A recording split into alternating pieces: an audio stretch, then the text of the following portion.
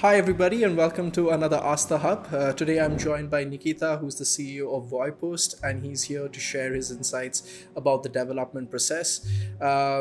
Nikita, welcome. Thanks for the intro, Anish, and hey guys, I hope you'll enjoy our talk today. So today we're talking about the development process, and the development process across the board has undergone a lot of standardizations, and there are some fixed processes or fixed standards that most teams follow. What does the standardization process look like on Voipost's end? We try to not be overwhelmed with standards, but at the same time, we try to standardize at least something. So I would say 20% of the things which delivers the 80% of the impact are standardized on our end, and the rest 80, which are more like a noise or something edgy, we try to not make it standardized and discuss it just verbally so that everyone can learn to this, because it's always super personal, very edgy, and really depends on the project, on the person, and so on and so forth. For documentation, we actually use Notion pretty heavily. We even have a Notion page about how to create other Notion pages. So we are pretty strict when it comes to standards, and this helps us to structure our knowledge base in a proper way. And I think the biggest our achievement within the standards are actually the standards about the coding and the way the code has to be written. And here we do this in a pretty simple way. First of all, we do code reviews. And these code reviews contain comments, different suggestions. And every suggestion has its own category, how we name it, which is either a maintainability or reliability or security or a performance related comment. And based on them, developers can see in which areas and how often they can actually have these issues. Let's say that developer often has issues with security, so that's something you need to communicate to them on the next one-on-one, and so on and so forth. And afterwards, based on all this data we collect from different projects, we form standards, and then we use these code snippets, of course anonymized, as examples of these issues, so that afterwards it can be used to teach new developers who are coming in, and so on and so forth. When we talk about creativity, I want to talk about fixed time projects and fixed price projects, because startups need to be very creative. But obviously, the standards across startups is that they do not want to increase costs. They know want they need to know exactly what the exposure is, and but this is a problem for software development companies. So how do you deal with fixed time projects and fixed scoping projects and stuff like that?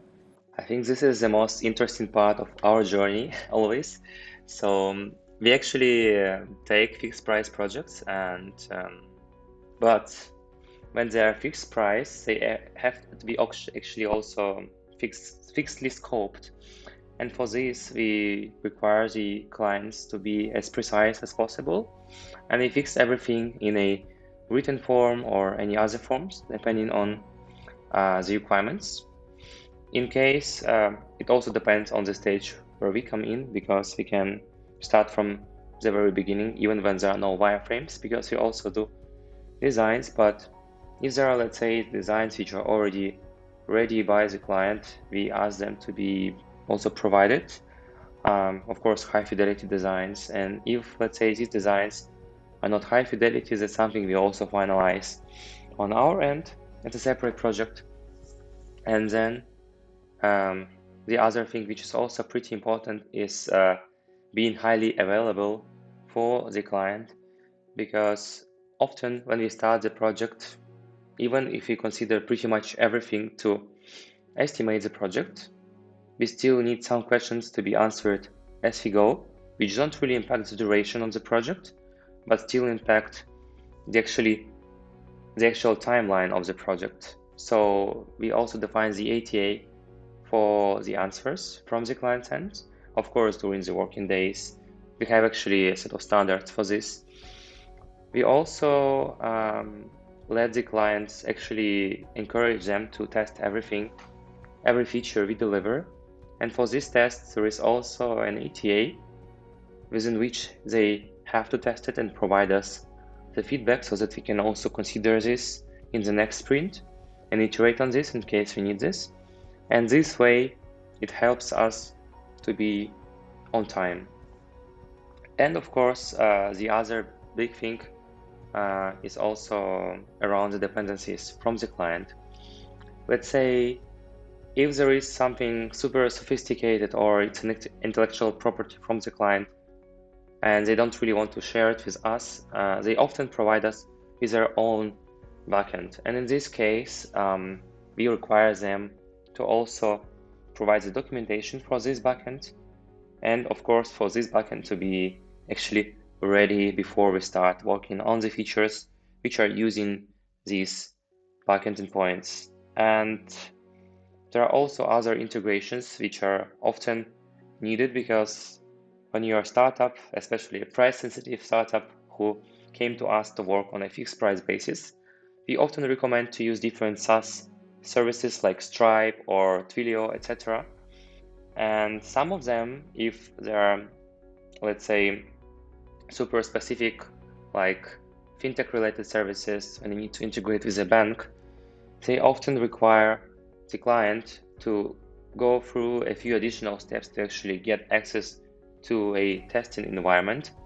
And this is something we also encourage the client to do before we start the project, so that once we start, we have everything ready and are not blocked at all. Yeah, that makes a lot of sense. And but when we are looking at a project like this, and sometimes it's not even in the case of fixed time projects, but there is a significant part which goes into estimating, the time, the hours, the cost, as you said, sometimes the resources as well. So how long do you take to estimate a project on your end, and what's the process that you all follow? We actually try to give a ballpark estimate if you have enough details already during the first call with the client, so that they can already have some impression of how long it might take, how much it might cost, and also see whether we actually match expectations wise here or not. And if this works, then we come back to the team with all the requirements we collected and work on a rough estimation. And this takes us externally just a couple of days, but internally just a couple of hours. However, as normally the estimation is done by the teams who will actually take the project on afterwards, these teams have something else to work on. That's why we cannot do this instantly, and we reserve these couple of days to come back with an estimate. And here we normally map basic user stories and estimate them in days and sum it up, add some risks, etc. Our internal cuisine. And once this is ready, in parallel, we also determine the tech stack and the SaaS to use. And with all of this, we come back to the client, do another call, and see if this still matches their expectations. And if that still works, then we again come back to our team and do a detailed estimation, which takes a bit longer. It takes us a few days only internally, full-time days. So we normally schedule at least a week to do that detailed estimation. And this estimation is already done in hours. So it's very precise. And we consider pretty much everything here. We even define the basic data structure or the entities, the way everything will be communicating between each other. We may do a diagram of all the microservices to work with and so on and so forth. We even make more concrete the way we will integrate with different SaaS providers. Let's say which kind of an endpoint we have to use from Stripe to actually invoice the client and so on and so forth. So here we become pretty precise and ask much more questions also from the clients, and so that we can finalize everything and give a final figure which will be the fixed price of the project. So you've got everything planned and all of the estimates are there. But what happens when stuff does not go according to plan? And how often does this happen? We tend to avoid such situations, but of course, no one is perfect, so that's why we work in sprints. And our sprints are pretty short, they just take 1 week. And I would say within the first 2 sprints, we already see whether the project goes according to the timeline or not. And if it's not, we act on this.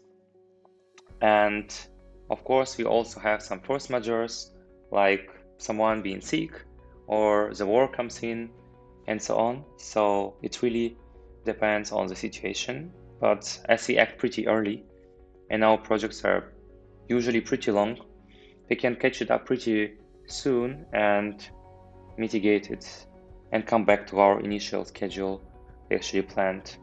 This also takes some time from the client's end to adjust to our processes, because we also demand a lot from them, especially when working on a fixed price basis, because in this case our incentives are aligned, and this learning curve from the client's end also takes some time. So I would say within 2 or 3 weeks we get up to the speed, and then everything goes pretty well. I think there were a lot of great insights for a lot of people here, with this talk.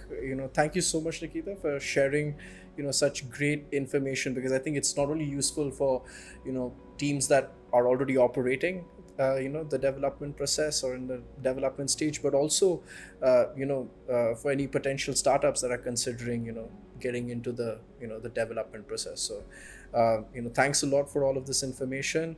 And for all the viewers out there, if you all have any questions or any comments about the video or anything, please write to us, and me and Nikita will try and get back to you all as soon as possible.